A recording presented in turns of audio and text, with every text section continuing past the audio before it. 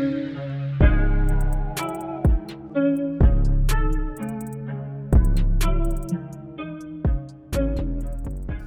guys, Sami here from Peak Auto Solutions. We're back with another video. It's been a while since we posted on YouTube, but better late than never. Today we're going to be showing our polish lineup, what we use, when do we use it, and hopefully it can give you guys some information on if you guys are in the market for grabbing another compound or polish, what you should look at, some things you should stay away from, and things like that. To start it off, we have Chemical Guys' light metal and heavy metal polish. Both of these work really well. We've used them on a number of things: wheels, exhaust tips, engine components, anything that has like a metal polished look, aluminum, chrome. We've used it all. If you guys are looking for something similar or wanted to grab one of these, the price point's not bad as well, up around $20 or so for one of these bottles.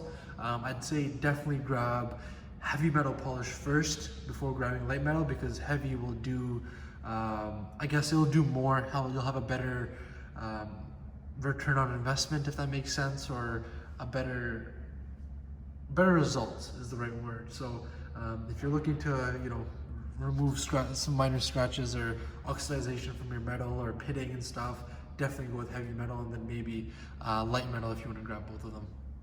So to start it off, we have 3D Car Care's one-step correction. So we've used this product a couple times. It is really good for what it's meant for. 3D in general, I guess it's really slept on. A lot of people don't really use it too much, or it's not too common when you compare it to like Griot's Garage, Chemical Guys, Adams Polishes, Meguiar's. Obviously those guys usually take the cake when it comes to detailing products, but for this product in front of us, it's really not bad. So we use it for like a stage, like a one-step polish, or if we're doing a one-step correction on a black vehicle, we like to pull this out. It's not, again, it doesn't get crazy correction like it says that it's a correction glaze, but I mean that doesn't really make too much sense, because a glaze is more of a polish and correction is more of a compound type thing, if you were to kind of break it down. But nevertheless, it smells pretty good. It's easy to remove, easy to apply. A little bit goes a long way, which is nice as well. So it's a little bit, you don't use it as much as you would with a compound, because compounds tend to dry out a bit faster than polishes. So decent correction. Price point, I do not remember the exact price that I paid for this, but it's not bad at all. It's a 32-ounce bottle, and it definitely goes a long way. We've got another product here from 3D Car Care. It's their hybrid compound and polish.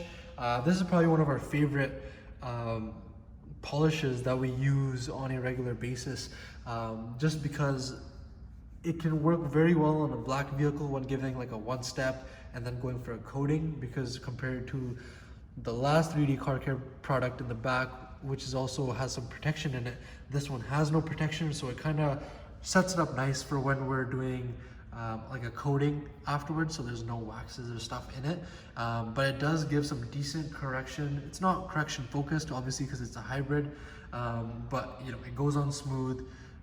It's easy to remove, which is really nice. We typically use it with a finishing pad, and when we're doing, like, let's say a 3-stage correction, we'll use it before the final polish, because it kind of levels out the compounding marks, but also doesn't leave its own compounding marks, because obviously any compounding stage leaves its own type of holograms, buffer trails, or all these things that happen during a polishing steps.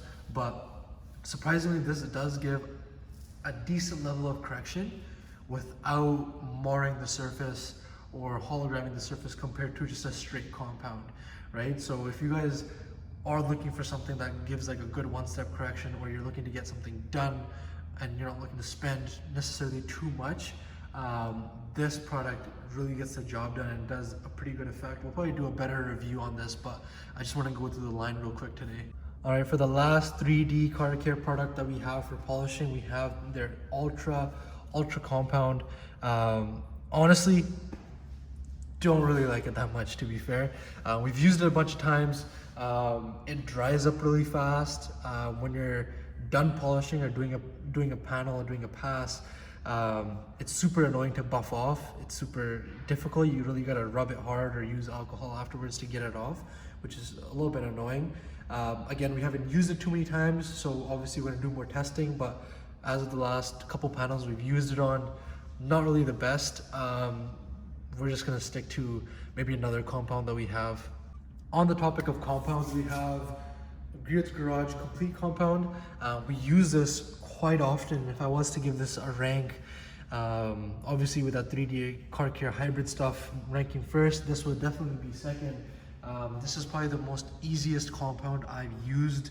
It's the easiest to work with. It's very installer applier focused, right? So when you're applying it, again, it goes a little bit longer in terms of because generally compounds, you use a little bit, it gets used because obviously the amount of abrasives and stuff within it, but this stuff kind of goes a little bit longer, so you're able to spend a little bit more time without it drying out, and then especially when you're done, it doesn't take too much force or too much buffing to remove the excess polish.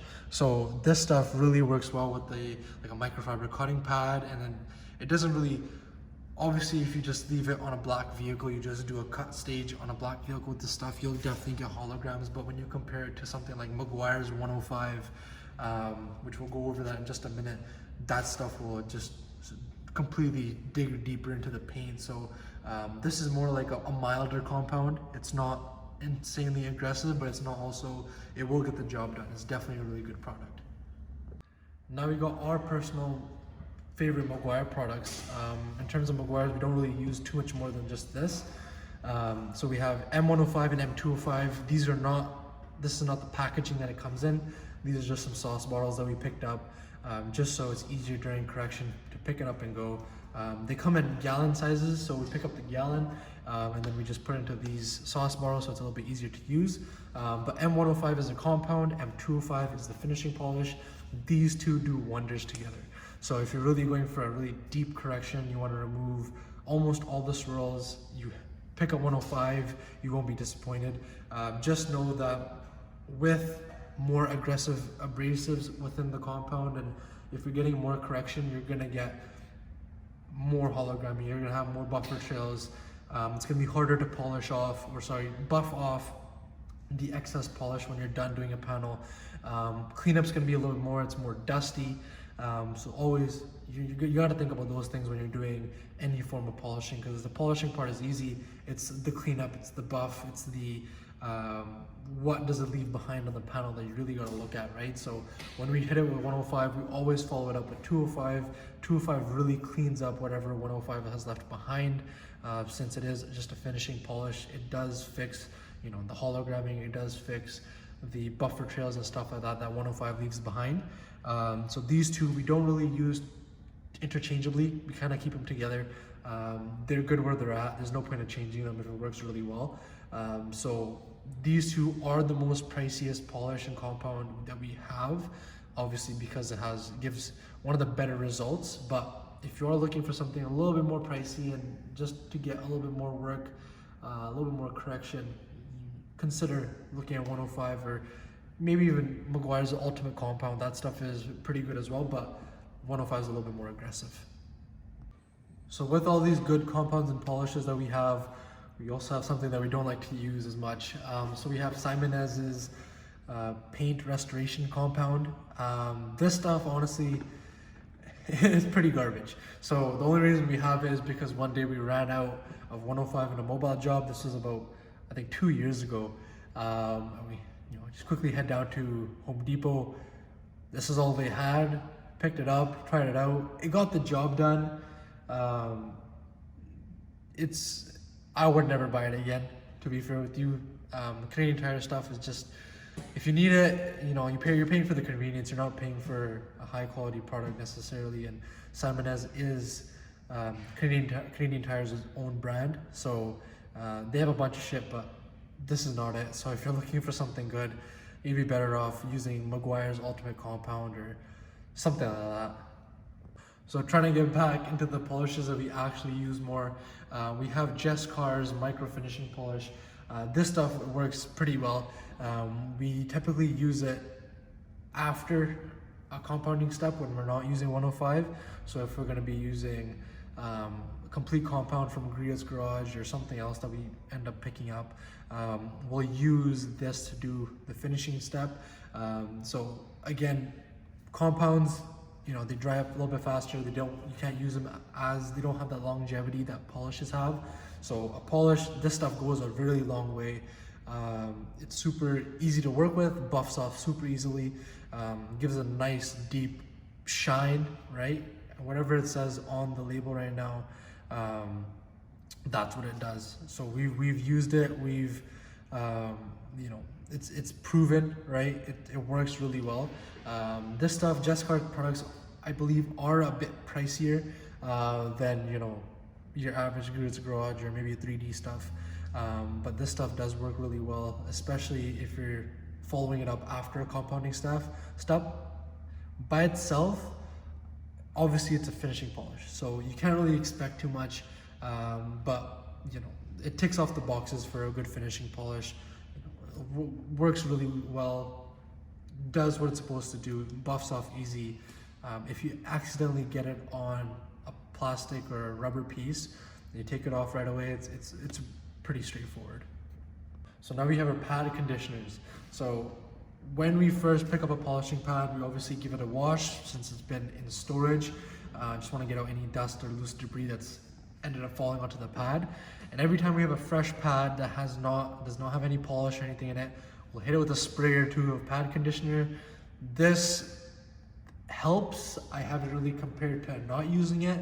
I mean, yes, it'll keep the polish a little bit lubricated, so when you're doing a pass, especially during correcting stages, it'll keep it from drying out so fast. It'll keep the polish from drying out, which is nice. Again, we've used it. It does what it's supposed to do, right? Can you polish without it? Of course. Can you polish with it? Definitely you can. We've used it just because it kind of helps our process when we're moving faster in a vehicle. We don't want to deal with, you know, dried polish everywhere, and you know, that just makes the process a little bit harder, because when it's a little bit dried up and sticks to the panel and the dust makes cleanup a little bit harder, then you know, the process goes a little bit longer. But definitely when you get a fresh pad, hit it with a spray of this, and then maybe after a couple passes, maybe hit it with another spray if you feel like it's starting to dry out a little bit. But typically we clean out our pads with compressed air every single pass. So when you do that, obviously some of that conditioner is going to come right back out. So making sure your pad stays lubricated does help for a little bit better results. But again, you can technically polish without it. And that basically wraps it up. So we went over our polishes, our compounds, what we use, what we don't like to use, what goes well together. There are still a few things that we didn't touch just because it's not relevant to the video. But again, if you guys are looking for probably one of the better compounds or better polishes that we like to use and would recommend, honestly, if you can find some 3D Car Care hybrid stuff, go with that. You can do a cut stage with it, you can do a finishing stage with it. It's very versatile, it does what it needs to be done. But if you can get your hands on some Griot's compound, that stuff almost creates no dust, and it's surprising for a compound because usually compounds create a decent amount of dust. So definitely, if you guys have any questions, leave a comment down below. If you guys want to see something for the next video, let us know, we'll make it happen. If you guys, I'll also leave the links for all these products in the description below. So if you guys are looking to buy something, or you know, you want to look into it a little bit more, check it out. And yeah, like, subscribe. We'll see you on the next one.